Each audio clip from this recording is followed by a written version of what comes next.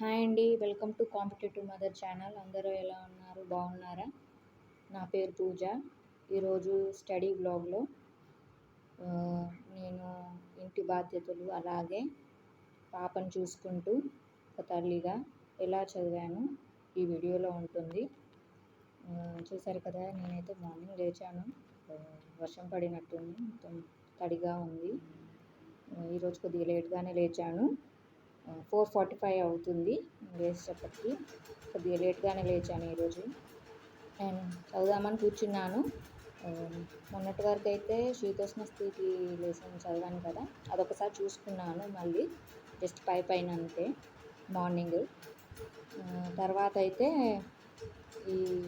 అయితే చదువుతూ ఉంటే నాకైతే బాగా నిద్ర వచ్చింది. ఈరోజు మాత్రం ఎంత చదివినా ఇంట్రెస్ట్గా అయితే చదవలేదు. కాసేపు 6 o'clock వరకు అయితే చదివాను. ఇంకా చదివిన తర్వాత లేచి ఇక నార్మల్ డైలీ పనులన్నీ, ఇంటి పనులు చేసుకున్నాను. మా పాపకైతే ఫీవర్ ఇంకా తగ్గలేదు. సో అన్నీ చూసుకోవడమే సరిపోయింది ఈరోజు మొత్తం. పనులన్నీ అయ్యాక అసలు నాకు కూడా ఇవాళ అస్సలు ఓపిక లేనే లేదు. నేను ఇవాళ చదవాలని కూడా అనుకోలేదు. మార్నింగ్ అందుకే నాకు నిద్ర వచ్చింది, పడుకుందాం అనుకున్నా. కానీ ఇంకా పడుకుంటున్నా అట్లా కాదు అనేసి చదువుదాంలే అని చదివాను. కాసేపు అయితే చదివాను, ఒక 6 o'clock వరకు. తర్వాత మళ్ళీ ఇంటి పనులన్నీ అయిపోయేసరికి అయితే నాకు ఒక 10 o'clock వరకు అయిపోయినట్టున్నాయి. సో మా పాపని 9:30 వరకే మా హస్బెండ్ హాస్పిటల్కి తీసుకెళ్ళారు. తనకు ఆరోగ్యం బాగాలేదని చెప్పాను కదా, తనకు ఫీవర్ ఈరోజు ఇంకెక్కువ అయింది. ఏం తినలేదు. ఇవాళ ఇడ్లీ చేశాను టిఫిన్తోని, కానీ తను తినలేదు, పాలు కూడా తాగలేదు. అలాగే తీసుకెళ్ళాను. అయితే తనకి గ్లూకోజ్ పెట్టారు, అక్కడ క్యాన్వాక్ పెట్టారు. ఒక 2 గ్లూకోజ్లు ఎక్కించారు. నేను కూడా వెళ్ళాను. ఇంకా డాక్టర్ ఇడ్లీ తినిపించడం కోసమని నేను వెళ్ళాను అక్కడికి. తనని తినమంటే ఇంకా ఒక ఇడ్లీ తిన్నది అంతే. అక్కడ నుంచి, హాస్పిటల్ నుంచి మేము వచ్చేసరికి లేట్ అయిందండి. అక్కడే టైం సరిపోయింది.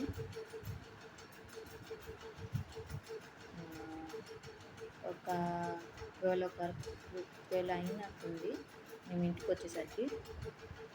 ఇంకా 12 అయిపోయిన తర్వాత మళ్ళీ ఇంట్లో పనులు ఉంటాయి కదా, నేను ఆఫ్టర్నూన్కి లంచ్ ఏం ప్రిపేర్ చేయలేదు. సో వచ్చాకనే రైస్ అండ్ కర్రీ చేశాను. చేసి పాపకి తినిపించి నేను తినేసరికి మొత్తం ఒక 2 o'clock వరకు అయినట్టుంది. టైం 2 అయింది అప్పటి వరకు. ఇంకా నేను పడుకున్నాను. నాకు కూడా హెల్త్ బాగాలేదు ఈరోజు అనిపించింది అని చెప్పాను కదా. సో నేను పడుకొని ఒక 3 o'clockకి లేచాను. మళ్ళీ లేచి ఇంకా చదువుదాం ఇప్పుడైనా అని, కొద్దిగా బెటర్ అనిపించింది నాకు.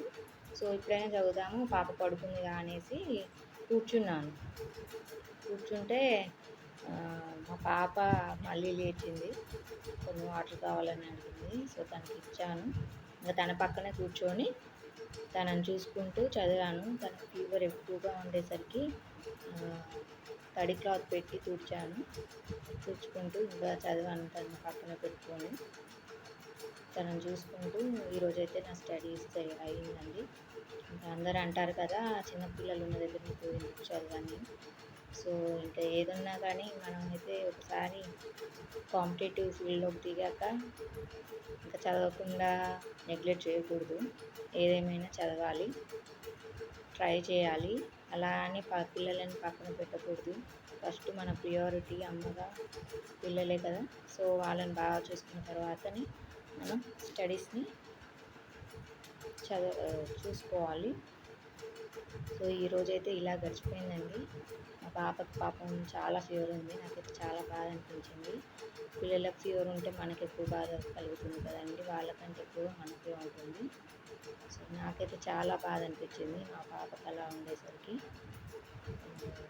ఈరోజైతే ఇలా ఎక్కువసేపు చదవలేదు. మార్నింగ్ 6 o'clock వరకు చదివాను అండ్ ఆఫ్టర్నూన్ 3 to 5 o'clock వరకు అయితే చదివాను, ఒక 2 hours. అది కూడా పాపను చూసుకుంటూనే. ఇంకా ఈ తర్వాత ఇక వీడియో అప్లోడ్ చేసిన తర్వాత ఇంకా నైట్ మళ్ళీ ఫుడ్ ప్రిపేర్ చేసి మళ్ళీ పాపని హాస్పిటల్కి తీసుకెళ్ళాలి ఇంజెక్షన్ కోసమని. సో మళ్ళీ నైట్ ఒకవేళ టైం కుదిరితే నేను చదువుతాను, లేదంటే ఇంకా చదవలేను, చూస్తాను ఏమవుతుందో. ఈరోజైతే నేను ఆఫ్టర్నూన్ మళ్ళీ 3 o'clock అని అన్నాను కదా, కూర్చొని ఒక అది లెసన్ వచ్చేసి సముద్ర శాస్త్రం టాపిక్ ఉంది కదా ఇంటర్లో. సో దానికి సంబంధించింది 9th క్లాస్లో ఉంది కదా జలావరణం, ఫస్ట్ అది చదువుదామని జలావరణం టాపిక్ చదివాను. ఆ తర్వాత జాగ్రఫీలో ఇంటర్ జాగ్రఫీ స్టార్ట్ చేశాను. ఒక 3-4 పేజెస్ అయిపోయింది అంతే, ఎక్కువ చదవలేదు. పాపం చూసుకుంటున్నా కాబట్టి నాకు ఫాస్ట్గా చదవలేకపోయాను. సో ఈరోజైతే కొద్దిగా చదివాను. టైం అయితే ఒక 4-5 అవర్స్ ఇచ్చాను స్టడీస్ కోసం. ఇంకా తర్వాత చూస్తాను టైం ఉంటే, లేదంటే ఇంకా చదవలేను. అండ్ నేను మీకు చెప్పాను కదా నిన్నటి వీడియోలో టెస్ట్లు రాయట్లేదు అని. నిన్న నైట్ టెస్ట్ కూడా రాశాను. ఓకే, బాగా తక్కువ రాలేదు, అలాగే ఎక్కువ కూడా రాలేదు, మార్క్స్ బాగానే వచ్చాయి. మనం చదివినంతసేపు మనకి సబ్జెక్ట్ వచ్చినట్టే అనిపిస్తుంది. మనకి ఎంత సబ్జెక్ట్ వచ్చింది అనేది మనకు మాక్ టెస్ట్ రాస్తే కానీ అర్థం అవ్వదు.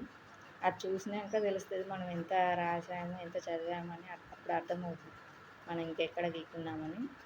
సో నేనైతే రాశాను, నేను రీచెక్ చేయాలి ఎక్కడెక్కడ రాంగ్ అయ్యాయనేది. బట్ నేను చేయలేదు, ఇంకా చేయాలి, చూస్తాను. ఈరోజు ఒకవేళ చదవకపోయినా అదైనా చూసుకోవాలి ఎక్కడ తప్పిపోయిందనేది. సో ఈరోజు అయితే నా వ్లాగ్ ఇదండి, ఒక మదర్గా నేను ఎలా పాపను చూసుకుంటూ చదివాననేది. ఈ వీడియో కనుక మీకు నచ్చినట్లయితే లైక్ చేయండి, షేర్ చేయండి, ప్లీజ్ సబ్స్క్రైబ్ చేయండి. ఇంకా మీరైతే స్టడీస్ని ఆపకండి, please support me. Okay, thank you.